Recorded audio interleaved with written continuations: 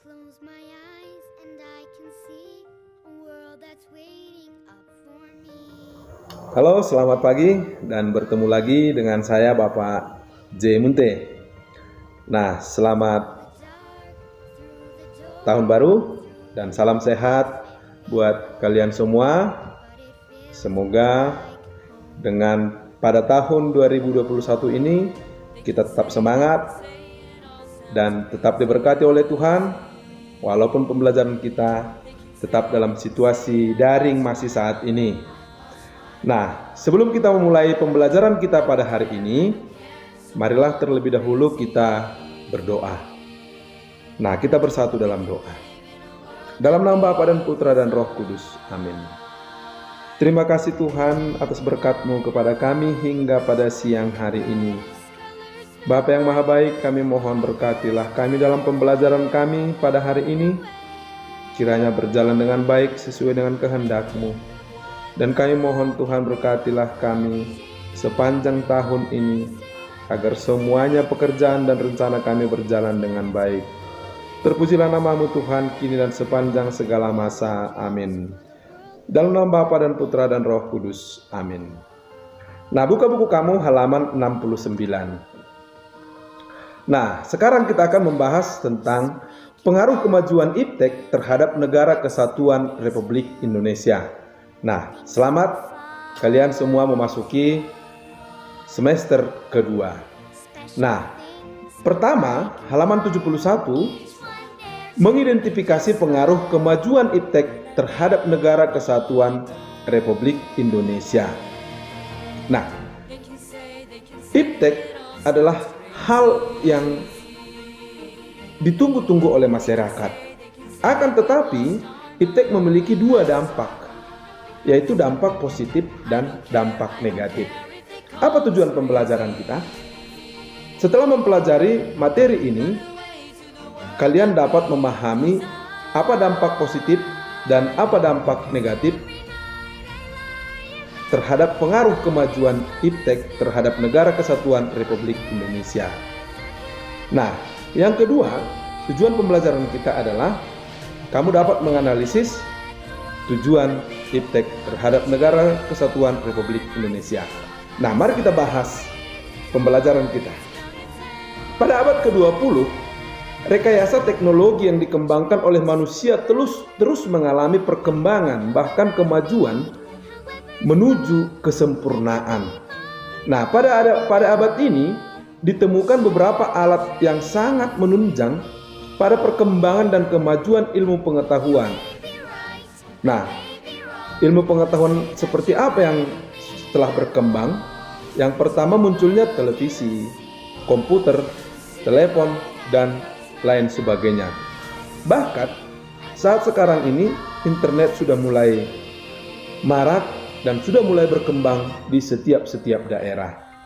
Nah, kemajuan IPTEK terhadap Negara Kesatuan Republik Indonesia itu ada beberapa aspek. Yang pertama pada bidang atau pada aspek politik.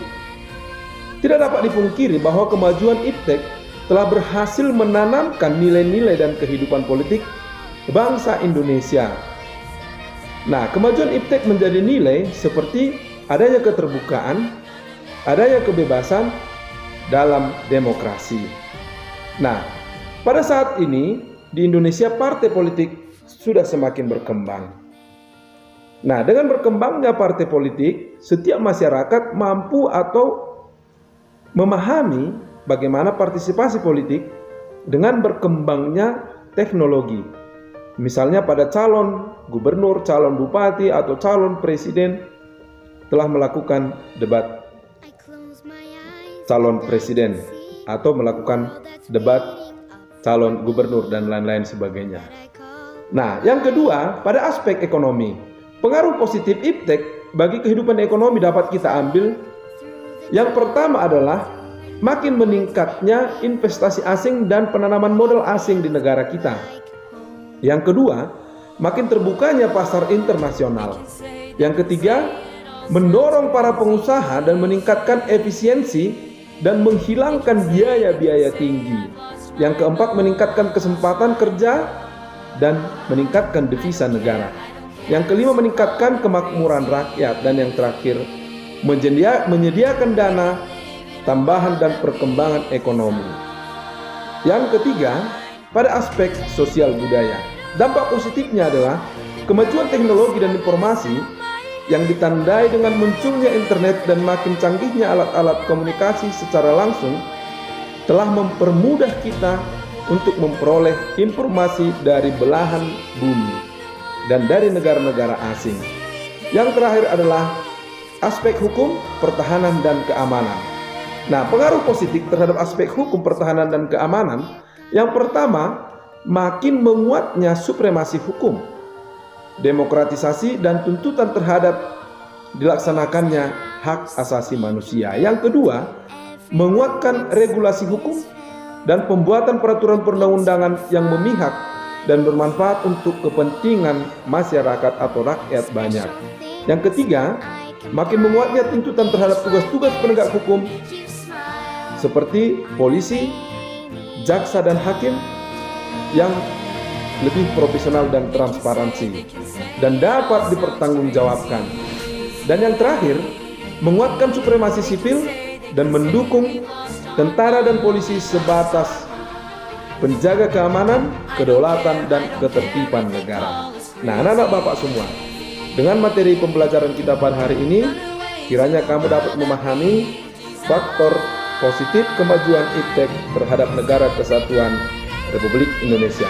Minggu depan akan kita bahas faktor negatifnya. Nah, demikian pertemuan kita pada hari ini. Nanti akan Bapak buat tugas dan Bapak harap kalian semua mengerjakannya. Oke, sampai jumpa pada pertemuan selanjutnya. Salam sehat dan tetap semangat, dan biasakan tetap menggunakan masker. Salam jumpa dan salam sehat. Demikian dan terima kasih.